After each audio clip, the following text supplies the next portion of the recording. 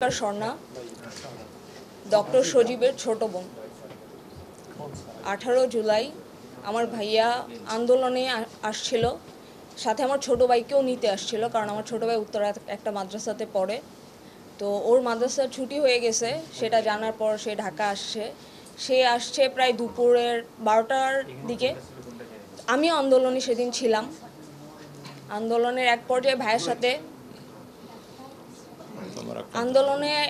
ভাইয়ের সাথে আমার দেখা হওয়ার পরে ভাইয়াকে বললাম যে তুমি এখানে আসছো। তো বললো হ্যাঁ আমি আসছি, এখানে কিছুক্ষণ থাকবো, তারপরে সন্ধ্যার দিকে আবদুল্লাহকে নিয়ে আমি বাসায় চলে যাব। ভাইয়ার সাথে কথা শেষ করে আমি আমার মতো সামনে চলে যাই আজমপুরের দিকে। সেইখানে তখন পুলিশ এমনভাবে ছাত্রদের উপরে নির্যাতন করতেছিল যে টিয়ার শেল, ছোড়াগুলি, এগুলা কন্টিনিউয়াসলি স্টুডেন্টদের উপরে মারতেছিল। তো আমার গায়ে অনেকগুলো ছোড়াগুলি এবং টিয়ার শেল, এই দুইটা এসে আমার গায়ে লাগে। টিয়ার শেলটা আমার কাঁধে লাগার কারণে যেই ইনহেল হয় গ্যাসটা, তো আমি অনেক বেশি অসুস্থ হয়ে যাই। অসুস্থ হয়ে যাওয়ার কারণে আমি বাসায় চলে যাই একটা পর্যায়ে। তখন ভাইয়া ওখানেই ছিল। তো আমি 6:30 বা 6:50 এই টাইমে খবর পাই যে আমার ভাইয়ার বুকে গুলি লাগছে। তো এই খবরটা আমাকে জানায় হচ্ছে আমার ভাইয়ার ফ্রেন্ড ডক্টর অনিক। উনি ভাইয়ার ফোনে কল দেওয়ার পর হসপিটাল থেকে জানায় যে ভাইয়ার বুকে গুলি লাগছে। আমাকে উনি জানায়, অনিক ভাইয়া। জানানোর পরে আমি উত্তর আধুনিক মেডিকেল কলেজে যাই, কারণ স্টুডেন্টরা ভাইয়াকে উত্তর আধুনিক মেডিকেল কলেজে নিয়ে গিয়েছিল। তো যাওয়ার পরে অনেক খোঁজাখুঁজির পরে আমি ভাইয়াকে পাই না পাওয়ার পরে লাস্টে একজন ডাক্তার আমাকে বলল যে আপনি একটু আমার সাথে আসেন, আরও 2টা পেশেন্ট আছে। তো উনি আমাকে ডিরেক্টলি বলে নাই যে আরও 2টা ডেড বডি আছে। তো আমি যখন ইমার্জেন্সির সামনে যাওয়ার পরে দেখলাম যে 2টা ডেড বডি শুয়ে আছে। আমি যে ফার্স্ট কাপড়টা উঠানোর পরে দেখি যে আমার ভাইয়া শুয়ে আছে। আমার ভাইয়ার বুকের বাম দিকে গুলি লাগছে, বাম দিকে গুলি লেগে সেটা হাতের ডান সাইডের একটা সাইড দিয়ে বের হয়ে গিয়েছে। তো একজন ডাক্তার, যে মানুষটা মানুষের সেবা করে গেছে এতগুলা দিন, সেই মানুষটাকে গুলি করে মেরে ফেলল। সেটার কোনো আমরা স্টুডেন্টরা কি দোষ করছি? আমরা তো কোনো দোষ করিনি। আমরা আমাদের অধিকারের জন্য গেছি।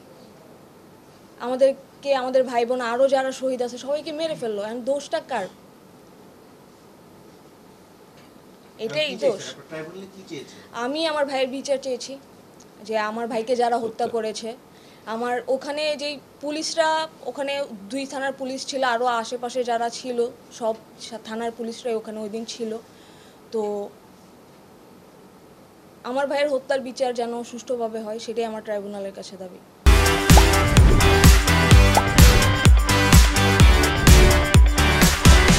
আমি ডক্টর সজীব সরকারের পিতা। আমার নাম মোহাম্মদ হালিম সরকার। আমার বাড়ি নরসিংদী।